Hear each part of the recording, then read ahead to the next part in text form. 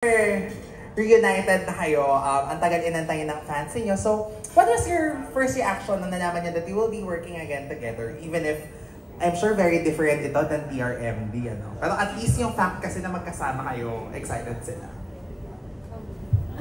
Actually, before Sinagtala, magkasama na kami ni Rian sa Sangre.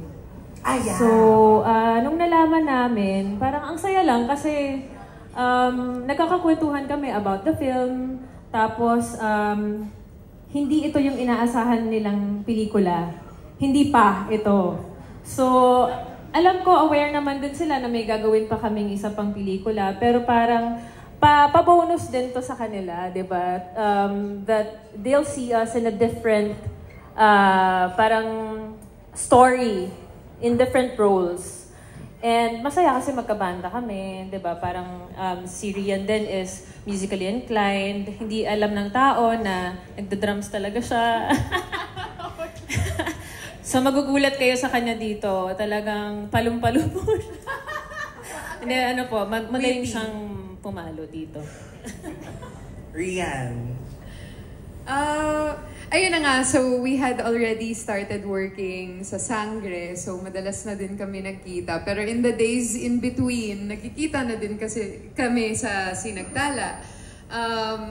Even if we worked together before, I feel like iba na din yung closeness namin ngayon ni Glyza.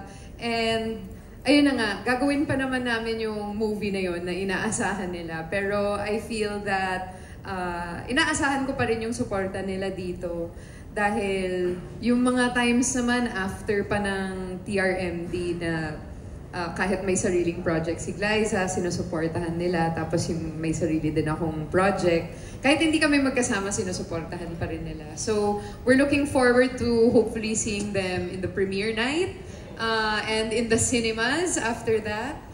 Ayun, so sana they can just support us through this whole process. Marami pa kaming surprises for them this year. Kasi yung TRMD was 10 years ago, no? So ang dami nang nagbago.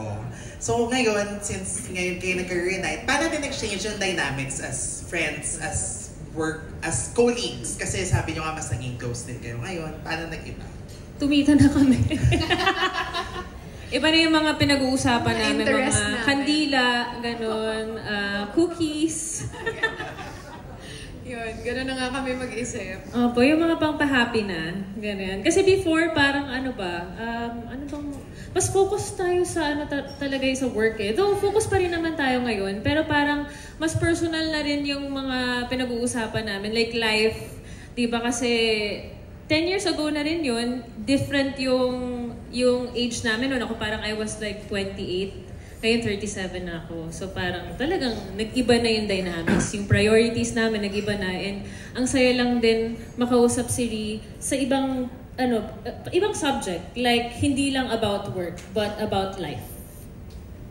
Ako personally, I feel like medyo through time nabawasan yung pressure for us. Para bang before kasi I felt like no matter what yung pinag-uusapan namin or no matter what yung magiging interest namin or kung ano man yung ginagawa namin, laging nadadala pa rin yung usapan dun sa tungkol pa rin siya sa TRMD, which syempre dahil mga artist kami at gusto namin mag-grow at mas marami pa kaming gustong i-explore ng mga roles, ayun nga, parang nakaka-pressure siya to make it about that. Pero now, because we're older, we're more mature, we're more secure with ourselves, I don't think we feel the pressure as much. And we're free to really open up na to each other. And that's why I said kanina na iba na yung closeness namin ngayon, iba na yung friendship namin ngayon. Which I think will also translate to better chemistry also in the future. Okay, thank you so much and Thank you. congratulations. Thank you, Jimpy Anorcon.